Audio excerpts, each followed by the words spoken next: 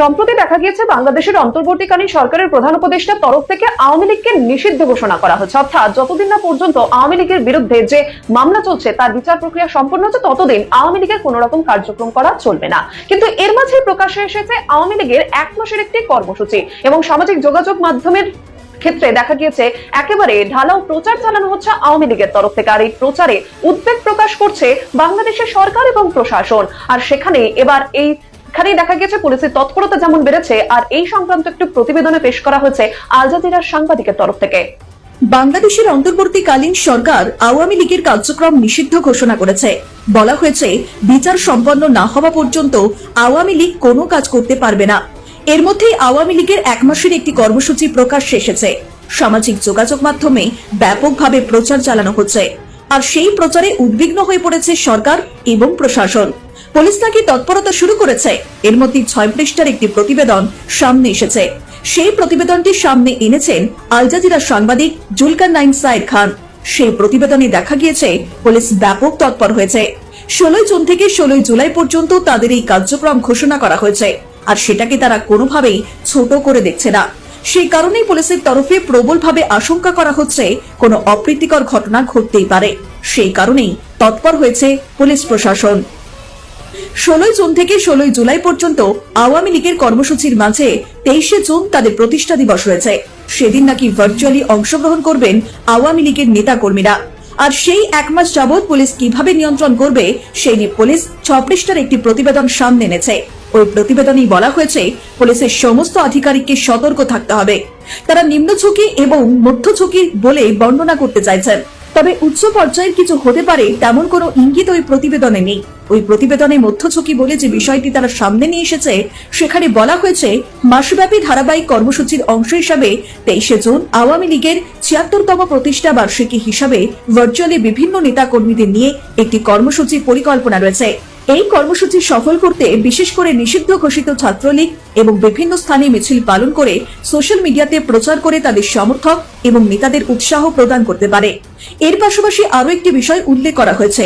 বলা হয়েছে আওয়ামী লীগের কার্যক্রম নিষিদ্ধ ঘোষণা করায় এবং সংশোধিত নির্বাচনে অংশগ্রহণের অনিশ্চয়তা থেকে তারা 1 মাস ব্যাপী কর্মসূচি পালন করতে বিশৃঙ্খলা সৃষ্টি করতে দেশের আইন শৃঙ্খলা পরিস্থিতি অবনতি করার চেষ্টা করবে।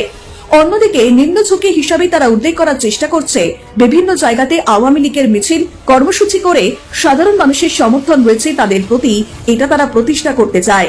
শুধু তাই নয়, 23 জুন ভার্চুয়াল কর্মসূচিতে যারা অংশগ্রহণ করতে পারে তাদের তালিকাও পুলিশ প্রকাশ করেছে। সেই তালিকায় রয়েছেন জাহাঙ্গীর কবির নানক, ডক্টর হাসান মাহমুদ, আসাদুজ্জামান খান কামাল, সাবিনা ইয়াসমিন তুহিন, ইলিয়াস মোল্লা সহ আরো বেশ কিছু জনের সেই তালিকায় নাম রয়েছে। অন্যদিকে আওয়ামী লীগের জন্য বাংলাদেশের যে যে জেলাগুলি ঝুঁকিপূর্ণ সেগুলিকেও তুলে ধরা হয়েছে। ঢাকা সহ মিরপুর, পল্লবী, শ্যামলী, উত্তরা, পল্টন, মতিঝিল, চট্টগ্রাম, ফরিদপুর, বরিশাল, সাতক্ষীরা, কিশোরগঞ্জ, সিলেট, নারায়ণগঞ্জ এই জেলাগুলির নাম উল্লেখ করা হয়েছে। এছাড়াও গোটা দেশব্যাপী আওয়ামী লীগের কার্যক্রমের গতিবিধি নজরে রাখার কথা উল্লেখ করা হয়েছে। এছাড়াও যাদের বিরুদ্ধে মামলা রয়েছে তাদের গ্রেপ্তার করতে পারে পুলিশ। সেই উদ্যোগ গ্রহণ হবে এই কর্মসূচির সময়সীমার মধ্যে। এমনকি সামাজিক যোগাযোগ মাধ্যমে কোন উস্কানিমূলক বক্তব্য মনিটর করবে বলে জানা গিয়েছে। তবে প্রশ্ন উঠছে, এতগুলো মাস কেটে যাওয়ার পর হঠাৎ করে আওয়ামী লীগের কার্যক্রম নিয়ে এত তৎপরতা কেন পুলিশের? তাহলে কি আওয়ামী লীগ বড় কোনো কর্মসূচির দিকেই এগোচ্ছে, আর সেই আশঙ্কা থেকেই পুলিশ এই তৎপরতা দেখাচ্ছে? অন্যদিকে আওয়ামী লীগকে এর মাধ্যমে দেশে ফেরার চেষ্টা করছে, নাকি এই সমস্ত কর্মসূচির মাধ্যমে দেশের মানুষকে বার্তা দেওয়ার চেষ্টা করছে আওয়ামী লীগ? তবে তাদের কর্মসূচি আদৌ পুলিশের বাধার সম্মুখীন হয় কিনা সেটাই এখন দেখার। ব্যুরো রিপোর্ট, নিউজ বর্তমান।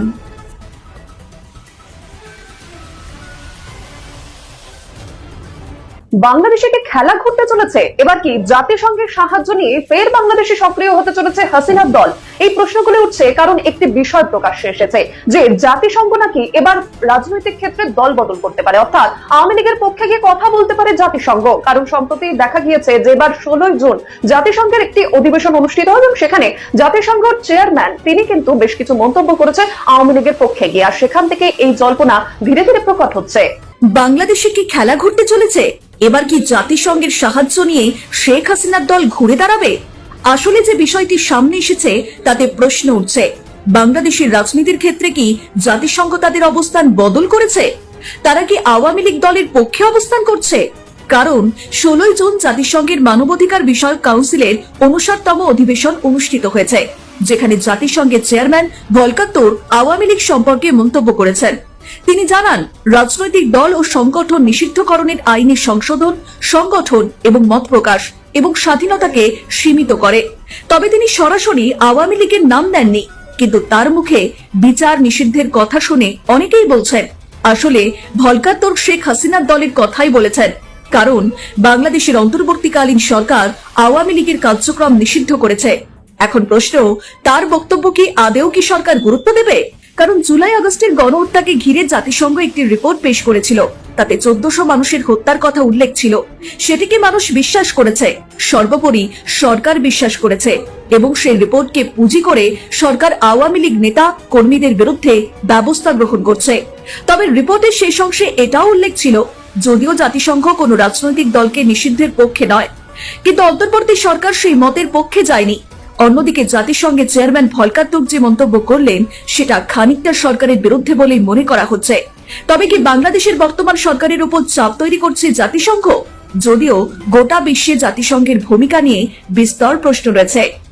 অন্যদিকে আওয়ামী লীগের সময় যে একের পর এক নির্বাচন অনুষ্ঠিত হয়েছিল, বিশেষ করে 2024 সালে নির্বাচনের আগে জাতিসংঘ প্রবলভাবে সরব হয়েছিল যাতে অবাধ, সুষ্ঠু এবং ইনক্লুসিভ নির্বাচন হয়। কিন্তু মোহাম্মদ ইউনূসের নেতৃত্বে অন্তর্বর্তীকালীন সরকারের ক্ষেত্রে তেমন কোনো বিষয় চোখে পড়ছে না। এটা নিয়েও বহু প্রশ্ন তৈরি হয়েছে। বরং গত 4 জুন বাংলাদেশের আবাসিক সমন্বয়কারী গোয়েন লুইস মন্তব্য করেছিলেন যে অন্তর্ভুক্তিমূলক নির্বাচন মানে রাজনৈতিক দলের নয়, বরং সমস্ত জনগণের অংশগ্রহণ। তার এই মন্তব্যকে ঘিরে সমালোচনার ঝড় উঠেছিল। যখন আওয়ামী লীগের কার্যক্রমকে নিষিদ্ধ ঘোষণা করা হয়েছিল, তখন গোয়েন লুইস বলেছিলেন, দেশের পরিস্থিতির ওপর বিচার করে রাজনৈতিক সিদ্ধান্ত গ্রহণ করেছে সরকার, এটি তাদের কিছু বলার নেই। কিন্তু জাতিসংঘের চেয়ারম্যান ভলকার বললেন, কোন রাজনৈতিক দলকে নিষিদ্ধের পক্ষে নয় তারা।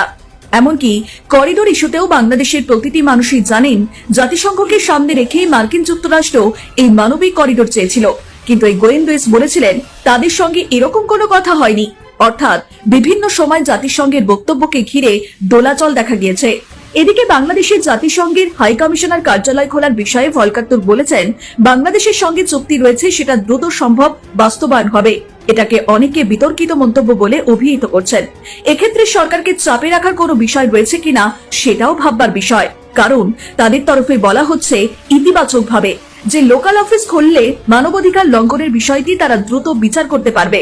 কিন্তু যে যে দেশে এখনো পর্যন্ত জাতিসংঘের কার্যালয় রয়েছে সেগুলি অন্য কথা বলছে, কারণ জাতিসংঘের আঞ্চলিক অফিস ঘিরে যথেষ্ট নেতিবাচক বিষয় লক্ষ্য করা গেছে। কারণ শ্রীলঙ্কাতে একটি আঞ্চলিক অফিস খোলার জন্য দরবার করেছিল জাতিসংঘ, কিন্তু তারা তা করতে দেয়নি। এমনকি ভারত সহ বেশ কিছু দেশের কাছেও তারা অফিস খোলার জন্য অনুমোদন চেয়েছিল, কিন্তু সেটা তারা করতে পারেনি। কারণ এখনো পর্যন্ত জাতিসংঘ যে যে দেশে তাদের অফিস খুলতে পেরেছে সেই সমস্ত দেশ সংকটের মধ্যে রয়েছে।